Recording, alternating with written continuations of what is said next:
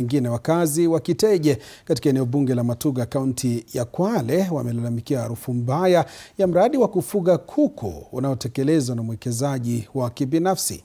Na kama anavyoarifu mwanahabari wetu wa Kwale Brivian Simeyo, wakazi hao wamepinga vikali mradi huo wakidai kuwa unahatarisha pakubwa maisha yao.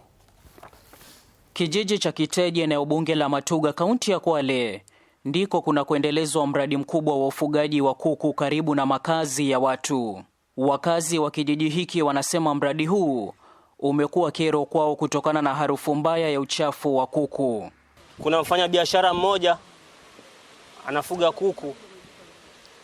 Sasa kulingana na kufuga kuku, kinyesi chake kiko na anakiweka pale ambapo hapastahili. Kuna watoto waarisha humo mtaani. Na sababu naona ni hiyo harufu, kwa sababu mtu akiambia damu imechafuka, sababu ya nini? Yuambia either alikunywa maji machafu ama alivuta chemical ambao ilimuaffect, lakini si harufu. Uchafu huu umewanyima wenyeji usingizi kufuatia hofu ya mchamko wa magonjwa yanayotishia afya yao na kuathiri biashara pia.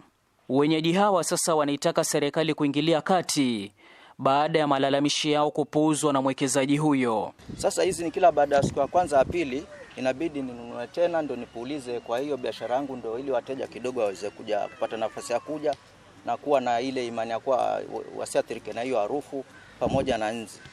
Hii harufu ya tuadhiri kama tu wanawake wa mjazito, tuadhurika, watoto watapika, ukiwekea chai kikombe cha nzi. Kwa upande wake msimamizi wa mradi ameahidi kuanzisha mbinu mbadala ya kuhifadhi uchafu wa kuku ili kupunguza harufu hiyo. Hii ni baada ya serikali ya Kwale kupitia idara ya afya ya umma kumpa mwekezaji huyo siku 28 kuondoa uchafu huu. As you can see, tumeanza hiyo process hapo ndani sasa. Hapo kuna hizo soda tumeweka hapo, tuna spray dawa kila after hiyo manyo ikitoka hapa ndani, ikifika huku tuna spray dawa, na kabla pia itoke huko ndani tuna spray dawa. Kwa hivyo tuliwaserve kitu inaitwa statutory notice. Statutory notice inamaanisha kwamba wasipotimiza yale mambo kuondoa hii harufu na chanzo cha kusababisha inzi, inamaanisha kwamba watachukuliwa hatua ya kisheria. Nikiripotia TV47, mimi ni Brivian Simeyo. Tusalie katika maeneo hayo ya pwani, na ni kwamba serikali ya Taita Taveta kwa ushirikiano na ranchi ya Kishushe